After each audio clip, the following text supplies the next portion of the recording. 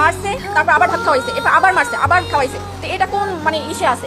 মানুষরা তো এরকম মেরে ফেলায় না, সে যদি একটা খুনিও হইতে পারে তাহলে তো এরকমের জীবন তো মেরে ফেলাইতে পারে না। বলেন, ওরা প্রশাসনের কাছে দেন, কিন্তু ওরা মাইরেন না। নিতে হলে টাকা দিতে হবে 35,000 টাকা দিয়ে ছাড়াই নেন, নাহলে আমরা ওরা ছাড়বো না, ওরা আরো মারবো। ফ্যামিলির কেউই নাই একটা মানুষের। আমার আপনার যদি এরকম থাকতাম তো আমরাও একই পথের প্রতীক হইতাম, যে মা বাবা ভাই বোন কেউই নাই। সেই জন্য একটা মানুষ অসহায় মানুষটা তো এরকম মারতে পারে না, একটা কুকুরেও তো মারতে পারে না, এরকম মারতে মারতে মারিয়ে ফেলাইতে পারে না। মারছে, তারপর আবার ভাত খাওয়াইছে, এরপর আবার মারছে।